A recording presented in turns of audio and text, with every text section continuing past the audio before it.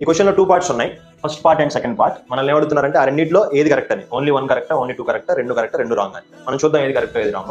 If k + 1/k = then k² + 1/k² = ఈ model question మనం ఇంతకుముందు ఆల్రెడీ డిస్కస్ చేసుకున్నాం. సో k² + 1/k² కావాలంటే మనం ఈ నంబర్ని స్క్వేర్ చేసి 2 సబ్ట్రాక్ట్ చేయాలి. 12² 144 - 2 142 సరిపోయింది. So first statement is correct. ఇప్పుడు మన సెకండ్ స్టేట్మెంట్కి వద్దాం. సో ఈ 4 మల్టిప్లై చేస్తే వచ్చే రిజల్ట్ k⁻16 - 1/k⁻16 అవుతుందా లేదా మనం చెక్ చేయాలి.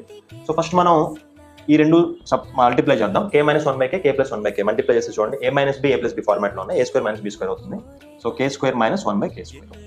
సో దీనికి కాంప్లిమెంటరీగా ఇది ఉంది. ఈ రెండు మల్టిప్లై చేసి చూడడం. ఇప్పుడు k² + 1/k², k² - 1/k² multiply చేస్తే మళ్ళీ a + b, a - b format. k² మనం స్క్వేర్ చేస్తే k⁻4 - 1/k4. సో 3 అయిపోయినాయి. ఇంకా ఇది బ్యాలెన్స్ ఉంది, దీన్ని కూడా మనం మల్టిప్లై చేస్తే